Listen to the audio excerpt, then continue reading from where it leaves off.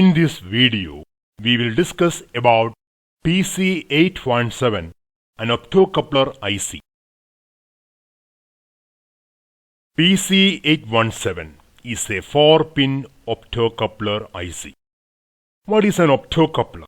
An optocoupler is an IC which couples two circuits or two blocks of a circuit using infrared rays.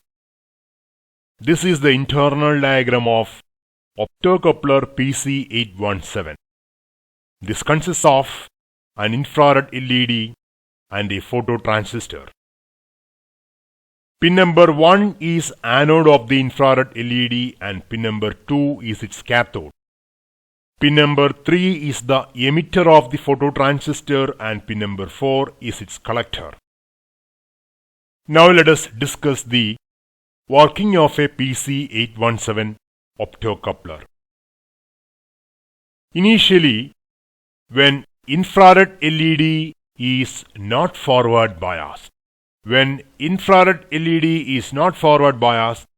will not emit infrared rays, so base of the phototransistor is not illuminated, so phototransistor is in the off condition. As phototransistor is in the off condition, collector current of the transistor is equal to 0. As collector current of the transistor is equal to 0, collector resistance voltage drop is equal to 0. So voltage drop across resistance RC is equal to 0. That means for resistance RC, both ends of resistance RC is existing at same potential. That means collector potential of phototransistor is equal to plus 5 volt. Whenever infrared LED is forward biased. When infrared LED is forward biased, it emits infrared rays. So, base of the phototransistor is illuminated. So, phototransistor conducts. When phototransistor conducts, collector voltage of the phototransistor becomes 0.2 volt and maximum current flows through the collector of the transistor. In this case, collector current is equal to 4.8 milliampere, which is approximated as 5 milliampere in the diagram. So this is how optocoupler PC817 works. Application of PC817. These optocouplers in general are used for input-output isolation in microcontroller-based circuits. Optocouplers are also used for transmission of signals between circuits of different potentials and impedances. So this is how we have to connect an optocoupler at the input line of a microcontroller.